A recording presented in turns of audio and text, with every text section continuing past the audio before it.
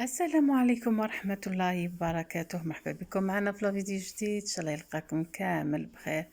اذا نهار اليوم ان شاء الله حبيت نشارك معكم هذه الكيكة بذوق النسكافيه، تجيب ما شاء الله بنينة مشربة شيشة، ويعني بكمية كبيرة تولم. حبيتوا يعني تولم القهوة، تولم المشروبات، تقدروا تستعملوها كذلك حتى ترافقوا بها المشروبات في حفلاتكم.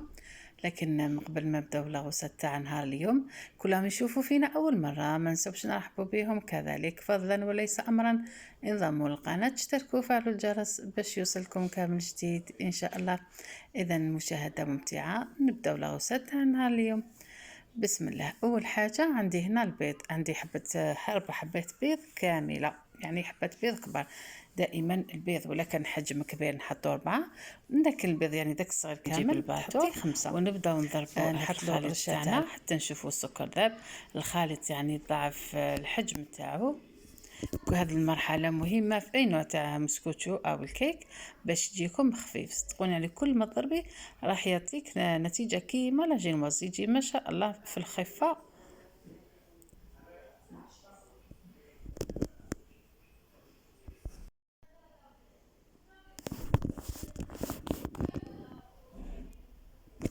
اذا هنا هكذا بعد ما ضربناه مليح نروح نضيفوا المقادير الاخرى. انا هنا رايحه نستعمل 3 ملاعق اكل من الزبده او ما يعادل 150 غرام. المهم تستعملي زبده تكون بحراره الغرفه. تعمري ملاعق بهذه الطريقه، لازم تعمريهم مليح. وتحطيت الملاعق هنا تقدري تعوضيهم بالزيت، تحطي نصف كاس من الزيت، يعني راح تجيك النتيجة كذلك رائعة. فقط أنا حبيت يعني لوغو هذاك تاع مارغرين مع لوغو تاع نسكافي مع كراميل يخرج لك ما شاء الله. هكذا نخلطهم مليح حتى يمتزج كلش مع بعض. دائما مارغرين نحطوها بحرارة الغرفة.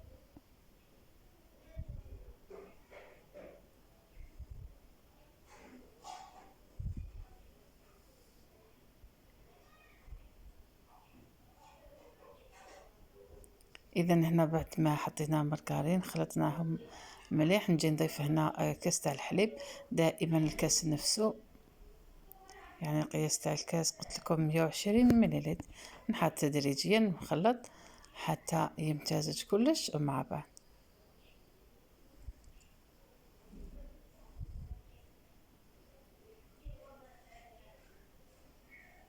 عنا بعد ما خلطنا كامل، يعني لا بأس أن نذكركم المقادير اللي كنا خلطناهم: 4 حبات بيض كاملة كبار، رشة ملح، مع كاس تاع السكر، مع خلطناهم مليح. بعد ما طلعوا ضفنا لهم 3 ملاعق أكل مارغرين أو نصف كاس زيت، مع كاس تاع حليب خلطناه مليح. بعدها الآن نضيفوا 2 علب كريم ديسير كراميل، يعني بذوق الكراميل، رايح يعطي له ذوق ما شاء الله مع نسكافيه.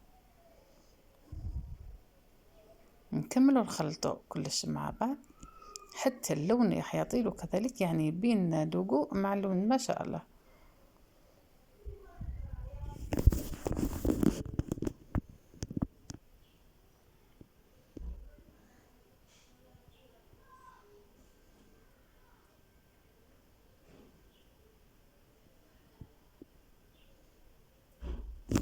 اذا هنا بعد ما خلطنا كلش مع بعض نروح نضيف نسكافيه. انا رايحه نحتاج هنا 2 عولة هذو ساشي صغار تاع نسكافيه، يعني القهوه سريعه الذوبان. نحط الاولى ونزيد الدوزيام.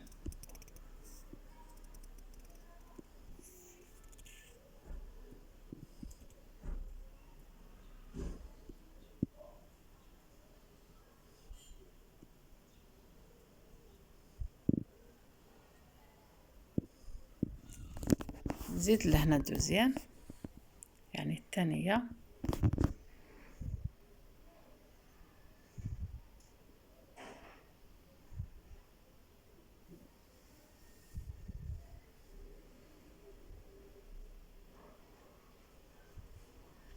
هكذا نكملو نخلطو مليح، وهي راح تحل البيس ولا راح تذوبلنا بسرعة، ويبدا هذاك اللون يعني يتركز. كل ما ذوب يتركز اللون تاع العجين ويجيك ما شاء الله، يعطي له ذوق رائع يعني مع لون رائع.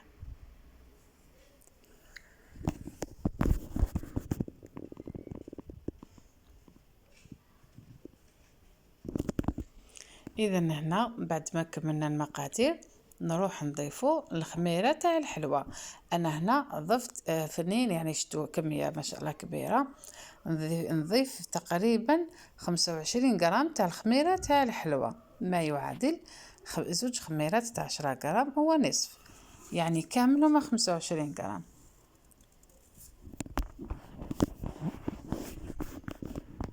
هكذا نزيد نحط ثانيه، ونزيد نحط ملعقه قهوه واحده اخرى. المهم كامل 25 غرام. نجي لهنا نحي الباتو ونبدا نخلط هذيك الخميره، بعدها نضيفوا الفارينه.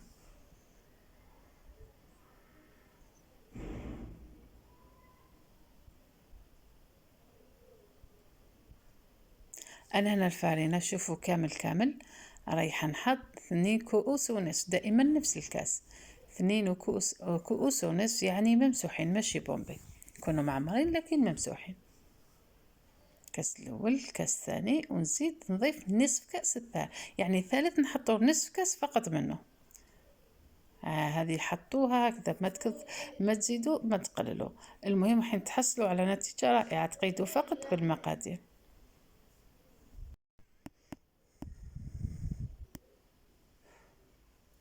هكذا نخلطوها مليح. شوفوا كيفاش يولي القوام تاعها. في هذه الاثناء انا بعد ما خلطها مليح، يعني ولو لاحظتوا انا ما حطيتش لافالي، لاني ما حبيتش نبدل هذاك لوغو تاع النسكافي والكراميل. هي نسكافي تجي قلت حاطه غير ليها، على ديك انا ما حطيتش لافالي، تقدروا تحطوا ملعقه. نجيب هذا الماء، انا هستعمل السنيوه هذه تاع الكشم، احسن يكون الحواف تاعها شويه عاليين باش حتطلع الحلوه تاعكم وتزيد تقعد يعني مكان الكريمه.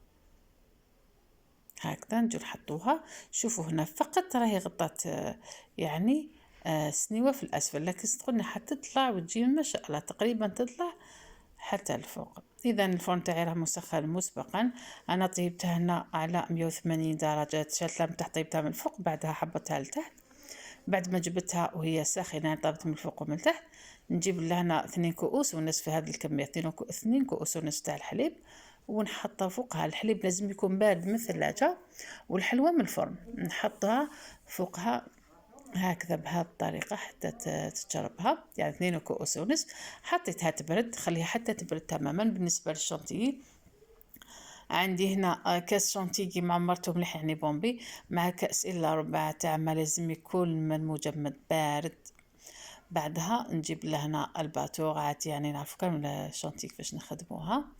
نخلطوا هذيك الشونتي مليح، واللي يحب الطبقه كريمه خشينه تقدر تضاعف يعني يزيد شويه الكميه. بعد ما خلطناها مليح نزيد نحط لها واحده نسكافي ونكمل نخلط. صدقوني يعني خصوصا الشونتي بدا تحطي لها نسكافي تعطيك ذوق ولا اروع. بعد ما بردت الحلوى تاعي تماما نجيب هذيك الكريمه نحطها فوق الحلوى ونساويها، كنحطها كامل داخل سنيوه، يعني خلات تقريبا 1 سنتيم من الفوق. هكذا نساويها ونرش عليها. انا رشت عليها شويه كاوكاو، حطيتها خليتها بردت مليح. بعدها نقطعوها، يعني راهي بين صدقوني بين جينواز بين تحليه واحد البنه ولا اروع. شوفوا كيفاش تجي، كيفاش مشربة ما شاء الله تجيك روعة. شوفوا البنات يعني حاجة بزاف شبه هكا، ندورها باش تشوفوها مليح. صدقوني رائعة. شوفوا كيفاش تخرج لكم ما شاء الله مشربة مع داك الحليب مع داك لوغو تاع نسكافي، حاجة بزاف يعني هنا ما شاء الله. اذا هنا ان شاء الله تكون عجبتكم هاد الغوصه تاعنا اليوم، تجربوها استمتعوا بها الى انتم عائلتكم. الى الملتقى ان شاء الله مع وصفه اخرى. سلام.